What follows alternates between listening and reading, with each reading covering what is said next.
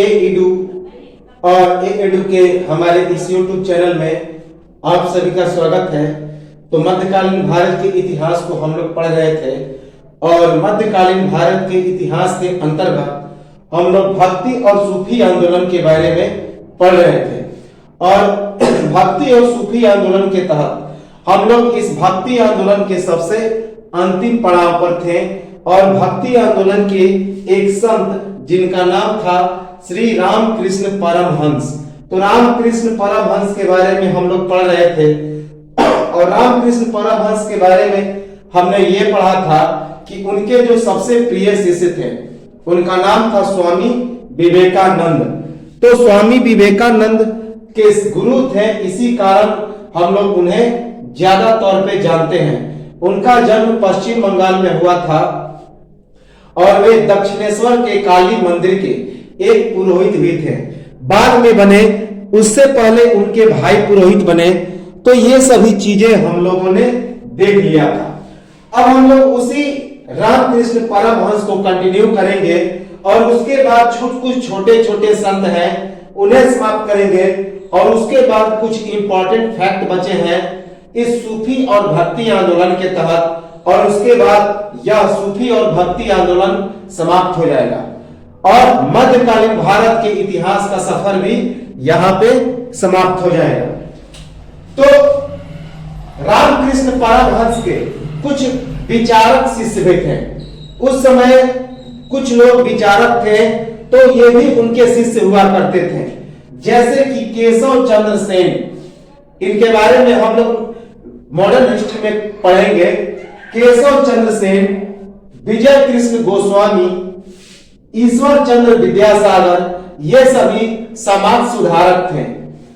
रामचंद्र दत्ता, गिरीश चंद्र घोष, बलराम घोष, महेंद्र नाथ गुप्त और दुर्गाचरण नाग, इन शिष्यों के कहने पर भी जीवन के अंतिम दिनों में स्वास्थ्य की चिंता नहीं करने के कारण वे लोग उन्हें क्या कहते थे, तो सभी शिष्य इन्हें ठाकुर कहते थे। तो इनके प्रमुख विचारक शिष्य थे केशव चंद्र सेन, विजय कृष्ण गोस्वामी, ईश्वर चंद्र विद्यासागर, रामचंद्र दत्ता, गिरीश चंद्र घोष, बलराम घोष, महेंद्र नाथ गुप्त और दुर्गाचरण नाग। इन शिष्यों के जब इनका अंतिम समय आ गया था, तो जब रामकृष्ण परमहंस का अंतिम समय आ गया था, तो उनके शिष्यों के कहने पर भी वे अपने स्वास्थ्य का ध्यान नहीं रखते थे।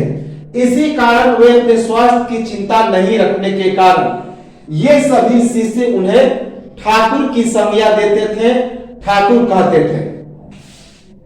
रामकृष्ण परमहंस के अनुसार कामिनी कंचन ईश्वर प्राप्ति के सबसे बड़े बाधक।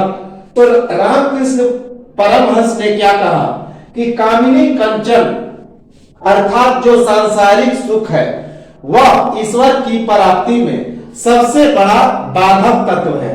तो रामकृष्ण परमहंस के अनुसार कामिनी कंचन ईश्वर की प्राप्ति का सबसे बड़ा बाधक तत्व है। इन्होंने कौन कौन से उपदेश दिए, तो पहला उपदेश दिए तपस्या का, तपस्या करने का उपदेश दिए। सत्संग, उन्होंने कहा कि सत्संग करने से ईश्वर की प्राप्ति होती। स्व अध्याय, उन्होंने स्व अध्याय पर सबसे ज्यादा बल दिया। आत्मज्ञान की प्राप्ति अहंकारता को दूर करने से।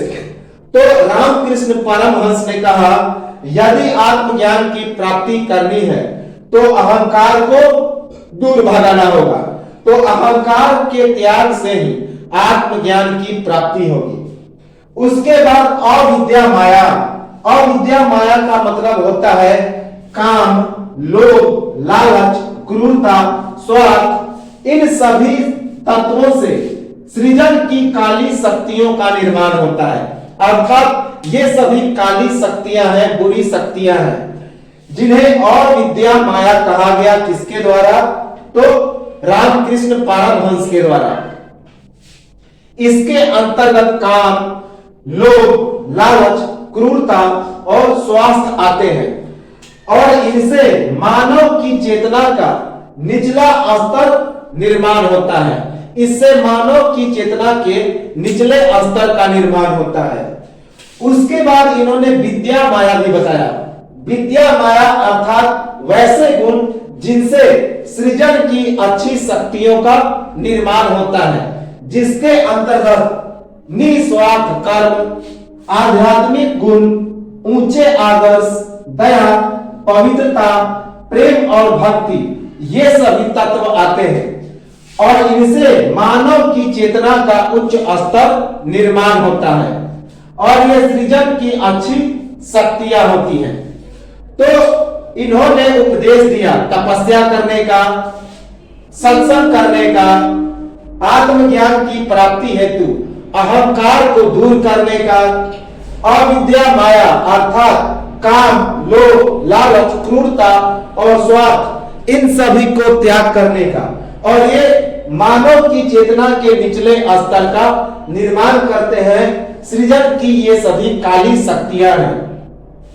उसके बाद इन्होंने विद्या माया का संदेश दिया अर्थात निस्वार्थ कर्म, आध्यात्मिक गुण, ऊंचे आदर्श, दया, पवित्रता, प्रेम और भक्ति के मार्ग को अपनाने का सलाह दिया और ये सृजन की अच्छी शक्तियां हैं और इनसे मानव की चेतना का उच्च स्तर निर्मित होता है। तो ये तो थे रामकृष्ण परमहंस। अब हम लोग आते हैं नरसिंह मेहता। तो नरसिंह मेहता ये एक गुजरात के संत थे। तो नरसिंह मेहता, इनका जन्म 1414 ईस्वी को हुआ। नरसिंह मेहता का जन्म कब हुआ? 1414 ईस्वी को गुजरात के सौराष्ट्र के जूनागढ़ के निकट तनाजा नामक ग्राम में एक नागर ब्राह्मण परिवार में। तो नरसिंह मेहता का जन्म कब हुआ? 1414 ईस्वी में गुजरात के सौराष्ट्र के जूनागढ़ के निकट तलाजा नामक ग्राम में एक नागर ब्राह्मण परिवार में, अर्थात ये गुजराती संत थे। इनका निवास स्थान कहां बना? इनके निवास स्थान को चौरा कहा गया। इनके निवास स्थान को चौरा कहा गया। तो नरसिंह मेहता के निवास स्थान को चौरा कहा गया। ये हमेशा कृष्ण भक्ति में लीन रहते थे। तो कृष्ण के ये अनुयायी थे, हमेशा कृष्ण भक्ति में लीन रहते थे। इन्होंने छुआछूत का विरोध किया। तो नरसिंह मेहता ने छुआछूत का विरोध किया। राधा कृष्ण के प्रेम का चित्रण करते हुए गुजराती में गीतों की रचना। तो नरसिंह मेहता ने राधा कृष्ण के प्रेम का चित्रण करते हुए गुजराती में गीतों की रचना की। इनके बारे में पूछा जाता है कि इन्होंने महात्मा गांधी के प्रसिद्ध भजन वैष्णव जनते तेनो कहिए, वैष्णव जन तो तेनो कहिए, उसकी इन्होंने रचना की। तो महात्मा गांधी के प्रिय भजन वैष्णव जन तो तेनो कहिए, वैष्णव जन तो तेनो कहिए, इसकी रचयिता कौन है? तो नरसिंह मेहता। यह एग्जाम में पूछा गया है। तो नरसिंह मेहता से इतने ही सारे फैक्ट पूछे जाते हैं, तो याद रखेंगे। अब हम लोग आते हैं सुंदरदास। सुंदरदास की ओर। तो सुंदरदास की ओर जब हम लोग आते हैं तो ये दादू दयाल के शिष्य थे। जब हम लोग दादू दयाल के बारे में पढ़ रहे थे तो सुंदरदास की चर्चा कर चुके हैं। ये दादू दयाल के शिष्य थे, कवि थे और संत थे। तो सुंदरदास दादू दयाल के शिष्य थे, कवि थे और संत थे। इनका जन्म राजस्थान के बनिया परिवार में हुआ था। इनका जन्म कहां हुआ था? तो राजस्थान के बनिया परिवार में, अर्थात ये जाति से बनिया थे। इनके परिवार का काम जो था वह सामान को खरीदना और बेचने का काम था।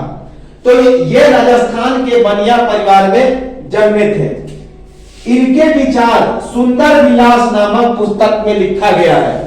तो हम लोग इसे पढ़ चुके हैं कि सुंदरदास के विचारों का वर्णन किस पुस्तक में है? तो सुंदर विलास नामक पुस्तक में। इसके बाद वीरभान, तो वीरभान एक पंजाबी कवि थे। वीरभान पंजाबी कवि थे। इनका जन्म पंजाब के नारनौल नामक जिला में हुआ था। तो वीरभान का जन्म कहां हुआ?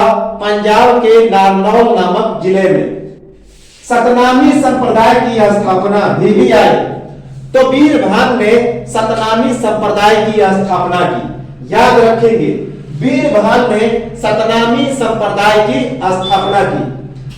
सतनामियों की धर्म पुस्तक कौन है? तो पोथी है। सतनामियों की धर्म पुस्तक को क्या कहा जाता है? तो पोथी कहा जाता है। इसी पे लिखा हुआ है कि पोथी पढ़ी पढ़ी जगमुआ, पंडित भयो न कोय, ढाई आखर प्रेम का पढ़े सो पंडित होए। तो यही जो है सतनामियों की धर्म पुस्तक है पोथी। पोथी का मतलब होता है, सिखों में उसे ग्रंथ कहा जाता है। तो सतनामियों की धर्म पुस्तक पोथी है। इन्होंने जातिवाद का खंडन किया। तो वीरभान ने जातिवाद का खंडन किया। इसके बाद बहिनाबाई, तो इसके बाद एक महिला संत है बहिनाबाई, महाराष्ट्र की महिला संत थी। बहिनाबाई कहां की संत थी? तो महाराष्ट्र की महिला संत थी। इसके गुरु का नाम था संत तुकाराम। तो बहिनाराम के गुरु का नाम था संत तुकाराम, और यह महाराष्ट्र की एक महिला संत थी। तो ये तो थे हमारे सारे संत। जितने सारे संत थे हमने सभी को पूरा डिटेल में देख लिया, सभी को देख लिया। अब हम लोग आते हैं कुछ इंपॉर्टेंट फैक्ट पर। तो कुछ इंपॉर्टेंट फैक्ट है जिसे हम लोग देखेंगे, जैसे कि भास्कराचार्य ने भेदा भेदवाद नामक संप्रदाय की शुरुआत की। तो भास्कराचार्य ने भेदा भेद नामक एक प्रपंथ की शुरुआत की, भेदा भेद, भेदा भेदवाद। श्रीकंठ ने शैव विशिष्टाद्वैत नामक एक सिद्धांत का प्रतिपादन किया। तो श्रीकंठ ने शैव विशिष्टाद्वैत नामक एक सिद्धांत का प्रतिपादन किया। श्रीपति ने वीर शैव विशिष्टाद्वैत, तो श्रीपति ने वीर शैव विशिष्टाद्वैत नामक सिद्धांत का प्रतिपादन किया। विज्ञान भिक्षु ने अविभाज्य द्वैत नामक, तो विज्ञान भिक्षु ने अविभाज्य द्वैत नामक एक सिद्धांत का प्रतिपादन किया। तो ये तो था हमारा भक्ति आंदोलन के सभी संत, जिनसे प्रश्न बाहर, जिनके बाहर से प्रश्न नहीं आएंगे। ये काफी ज्यादा डिटेल में है, मोस्ट डिटेल में है। तो इस प्रकार ये सभी संतों का जो हमारा दौर था ये समाप्त हुआ। भक्ति आंदोलन के सभी संत, सूफी आंदोलन के सभी संत हम लोगों ने समाप्त किया। अब हम लोग कुछ इंपॉर्टेंट फैक्ट को देखते हैं जो मेंस की दृष्टि से इंपॉर्टेंट है। जैसे कि भक्ति आंदोलन के बारे में विद्वानों का क्या क्या विचार था। तो भक्ति आंदोलन के बारे में कुछ विद्वानों का अलग अलग विचार था। जैसे बालकृष्ण भट्ट, बालकृष्ण भट्ट का इस भक्ति आंदोलन के बारे में क्या विचार था? मध्यकाल के कवियों का काफी कठोरता से विरोध। तो बालकृष्ण भट्ट ने मध्यकाल के कवि और संतों का काफी कठोरता से विरोध किया। संत कवियों को हिंदुओं को कमजोर करने का जिम्मेदार ठहराया। तो इन्होंने संत कवियों को हिंदुओं को कमजोर करने का जिम्मेदार ठहराया। इन्होंने कहा कि इनके जो संतवादी हैं, इनके जो कवि का जो भाव है, इनसे हमारे हिंदुओं की जो शक्ति है वह मुसलमानों के आगे कमजोर पड़ती जा रही है। इनके अनुसार भक्त कवियों के मूल्यांकन के बजाय उनके राजनीतिक संदर्भों के आधार पर मूल्यांकन का तरीका अपनाया जाए। तो इन्होंने कहा कि भक्त कवियों के मूल्यांकन के बजाय राजनीतिक संदर्भों के आधार पर मूल्यांकन के तरीका को अपनाया जाए।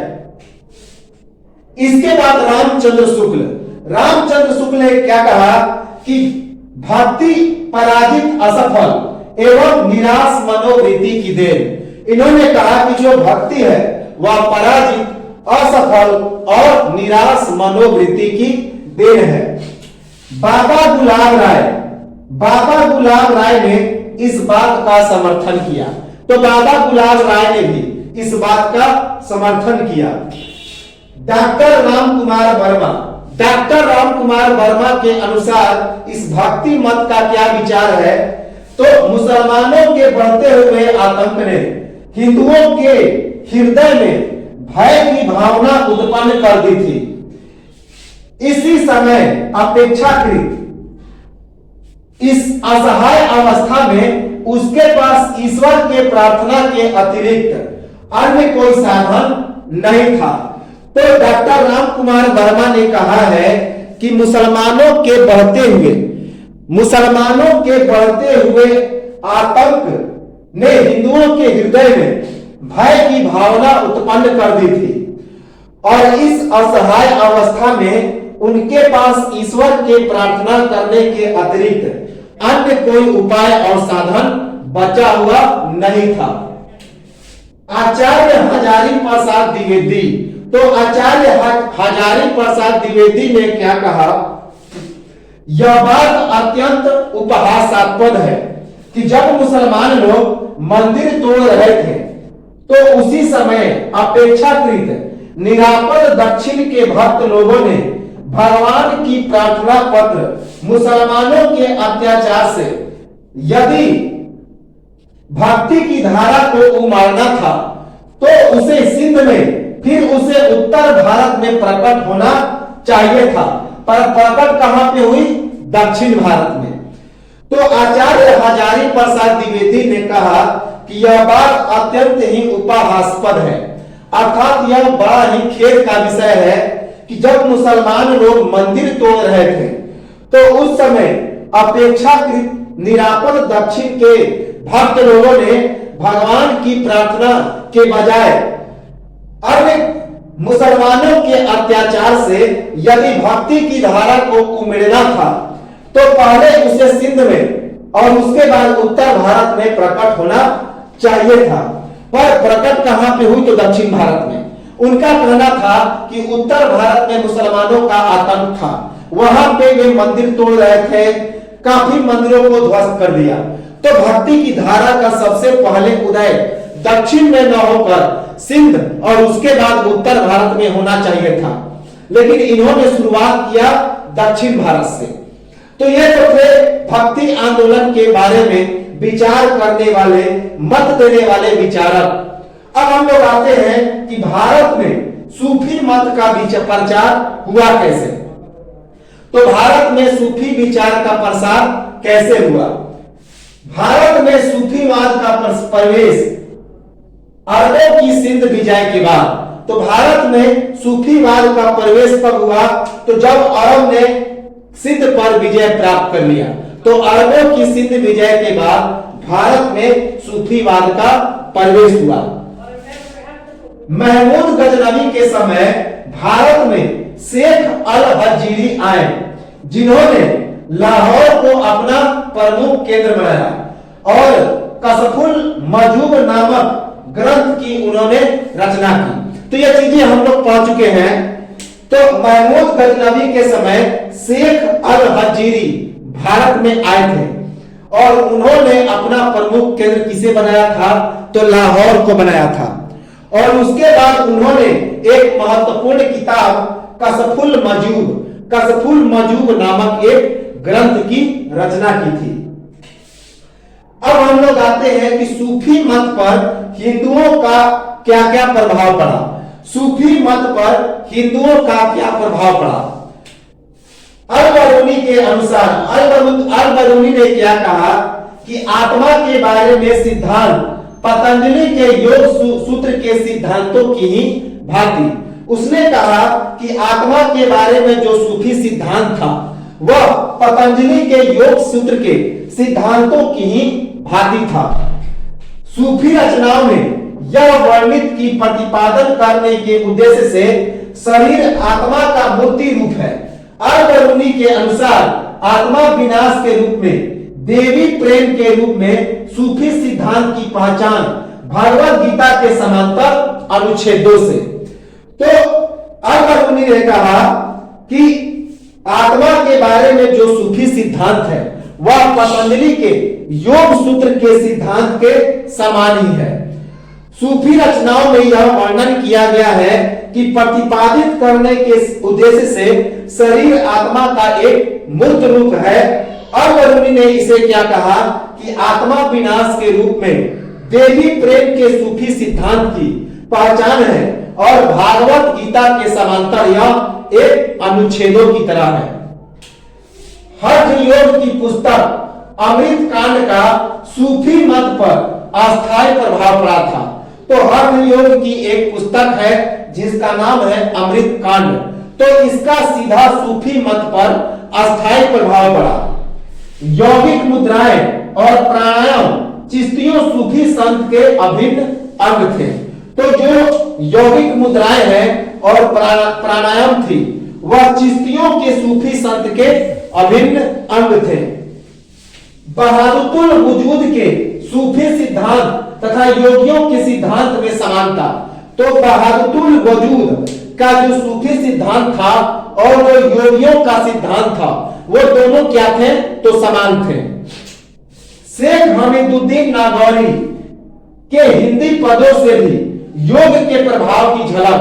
तो शेख हमीदुद्दीन नागौरी के हिंदी पदों से भी योग के प्रभाव की झलक दिखाई पड़ती है। चिश्तिया शेख अब्दुल कुद्दूस गंगोही का उपनाम क्या था? अलग था, जिसका मतलब होता है अगोचर। उनका कथन था अगोचर भगवान। क्या कहते थे? अगोचर भगवान अर्थात अलग निरंजन।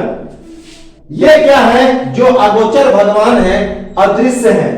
शेख अब्दुल गंगोही के अनुसार अलग निरंजन की पहचान ईश्वर और खुदा से। तो चिश्तिया शेख अब्दुल कुद्दूस गंगोही का उपनाम क्या था? तो अलग था अर्थात अगोचर था। उनका कथन था क्या? अलग निरंजन। हम लोग इसे पढ़ चुके हैं कि वे बार बार अलग निरंजन कहते थे। तो अलग निरंजन का मतलब होता है अगोचर भगवान। वे कहते थे कि जो अलग निरंजन है, अगोचर भगवान है, वह अदृश्य है अर्थात दिखाई नहीं देता। शेख अब्दुल गंगोही के अनुसार अलग निरंजन की पहचान ईश्वर या फिर खुदा के रूप में है। बिलग्राम के अब्दुल वाहिद के उद्देश्य क्या था? चिश्तियों की मूर्ति पूजा के द्वारा परमानंद की प्राप्ति के लिए वैष्णव भावों से युक्त हिंदी कविताओं के गायन के प्रति विरोध को समाप्त करना था। मीर अब्दुल वाहिद ने अपनी ग्रंथ हकीके हिंदी में कृष्ण, राधा, गोपी, ब्रज, गोकुल, यमुना, गंगा, मथुरा तथा काशी जैसे कृष्ण कथा के रूपकों के लिए इस्लामी पद्धति को उचित ठहराने का प्रयास किया। तो बिलग्राम के अब्दुल वाहिद के उद्देश्य चिश्तियों के मूर्ति पूजा के द्वारा परमानंद की प्राप्ति के लिए वैष्णव भावों से युक्त हिंदी कविताओं के गायन के प्रति विरोध को क्या करना था? तो समाप्त करना था। मीर अब्दुल वाहिद ने अपनी ग्रंथ, उसके ग्रंथ का नाम था हकीके हिंदी।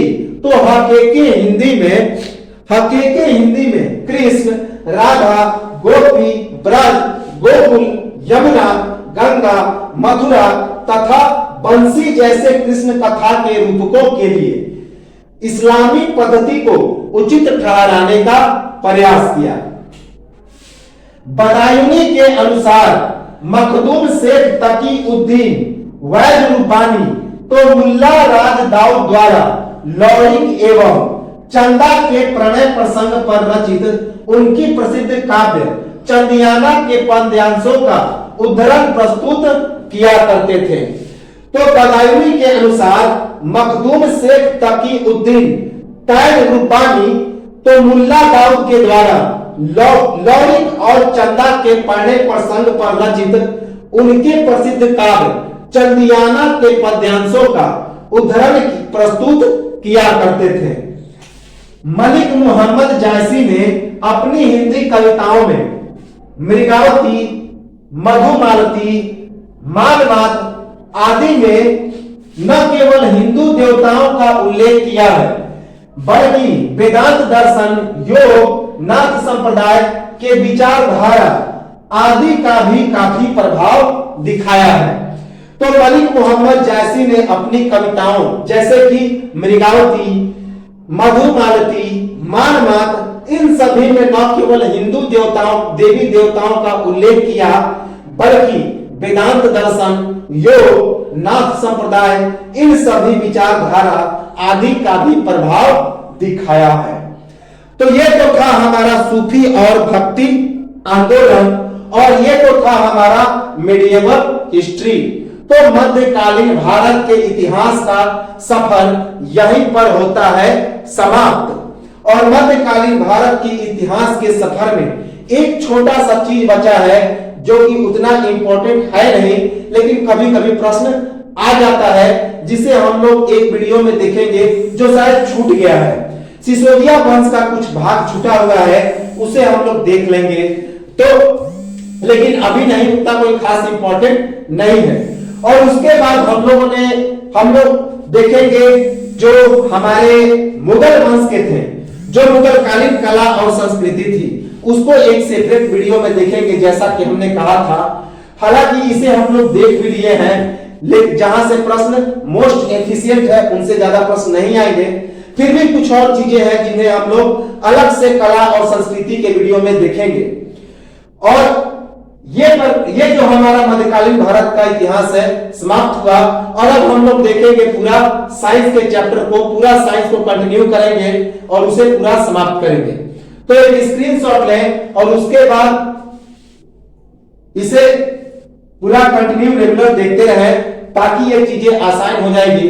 तो मिलते हैं हम लोग अगले वीडियो में और कंटिन्यूअसली करेंगे साइंस को। तब तक